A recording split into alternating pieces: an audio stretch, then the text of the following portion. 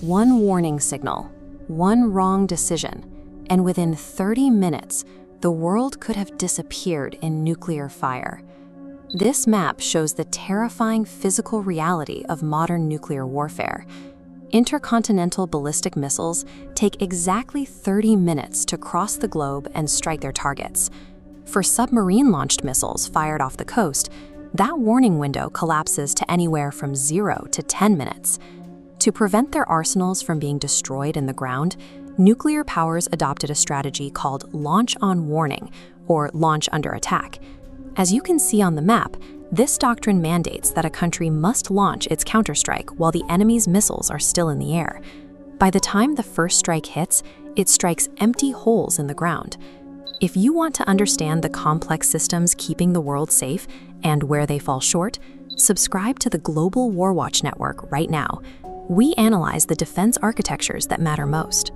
Because of that launch on warning posture, leaders have effectively zero margin for human error. A 30-minute timer means any false sensor signal instantly becomes a potential doomsday trigger. This split-screen logic model illustrates the primary technical defense against accidental war: dual phenomenology. The protocol dictates that an attack cannot be declared valid unless two entirely independent physical sensors confirm it. Infrared satellites must detect the heat of a launch, and ground-based radar must track the physical flight path. Only when both systems agree is the threat treated as real.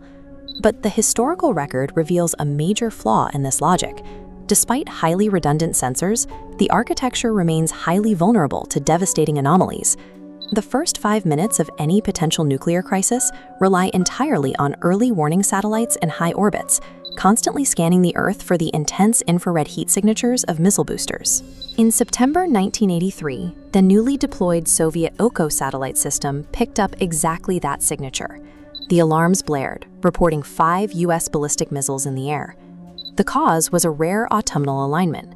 Sunlight was reflecting off high-altitude clouds over North Dakota, and the sensors read the glare as thermonuclear launches. The duty officer that night was Lieutenant Colonel Stanislav Petrov. He looked at the data and reasoned that if the United States were launching a real first strike, they would send a massive barrage of hundreds of missiles to cripple the Soviet state, not an isolated salvo of 5. Petrov deliberately broke protocol. He ignored the computer's commands, refused to report the strike of the chain of command, and waited for corroborating evidence that never came.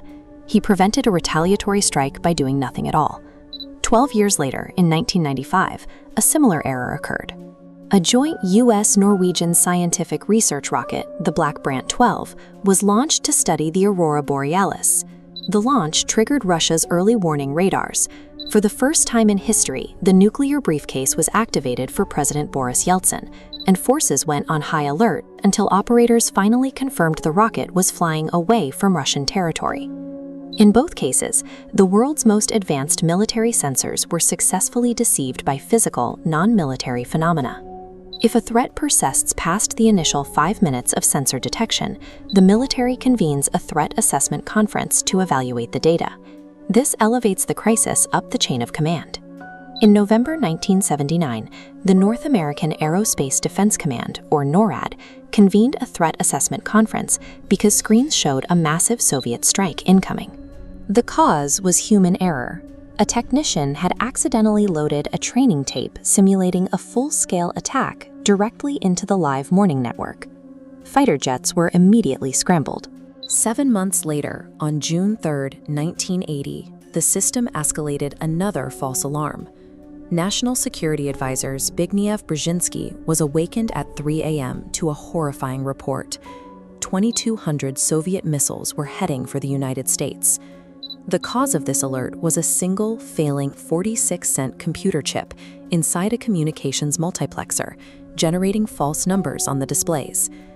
3 days later, on June 6, 1980, the exact same software glitch triggered yet another false alarm.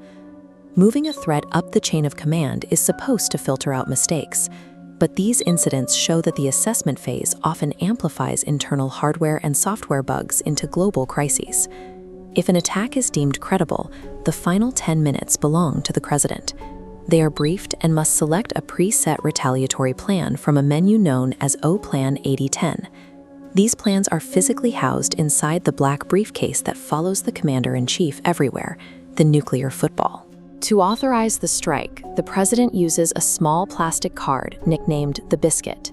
They must identify the real gold codes hidden among fake ones on the card, reading them over a secure line to the National Military Command Center to verify their identity. Once verified, the execution phase begins. Highly encrypted emergency action messages, sometimes called Sky King broadcasts, are transmitted outward via radio and satellite networks directly to missile silos, to submerged submarines, and airborne bombers. During the 1980 computer chip failure, bomber crews were already starting their engines. A catastrophic launch was halted only by a manual voice-tell override, officers shouting over the secure communications network to abort the alert, just moments before the final keys were turned in the silos. The entire encrypted chain of command is built for rapid, unstoppable execution. Once those final codes are transmitted, initiating a last-second abort is incredibly difficult. Looking at this 30-minute timeline, an uncomfortable truth emerges. During the Cold War, we did not survive because of flawless technology. We survived through immense human luck, moral trade-offs, and the courage of officers who were willing to distrust their own data. Today, artificial intelligence is being integrated into command and control systems to streamline data and reduce information overload for decision-makers. While AI processes data faster, it introduces new risks of machine error, and it threatens to remove the human hesitation that historically prevented Armageddon. This animated diagram illustrates a popular but flawed modern defense concept, the Golden Dome. The idea is to build a comprehensive national missile shield over the entire homeland. However, defense strategists warn that attempting to block everything will simply provoke adversaries to build massive swarms of cheaper weapons to overwhelm the system, creating a more dangerous arms race. Notice how the failing umbrella on the map collapses into smaller, targeted shields. This is the proposed alternative, golden zones or preferential point defense. Instead of trying to defend the entire landmass, this architecture heavily fortifies only a narrow set of critical command nodes, communication networks, and early warning radars. By ensuring command infrastructure survives a first strike, leaders don't have to guess if a radar blip is a computer glitch or a real attack. They can ride out the uncertainty. Securing golden zones eliminates the panic of the 30-minute window, drastically reducing the risk of an accidental doomsday. Thank you for watching. If you found this breakdown valuable, please hit the like button, share this video, and subscribe to the Global Warwatch Network. Let us know in the comments if you think AI will make nuclear command safer or more dangerous. Until next time, stay vigilant.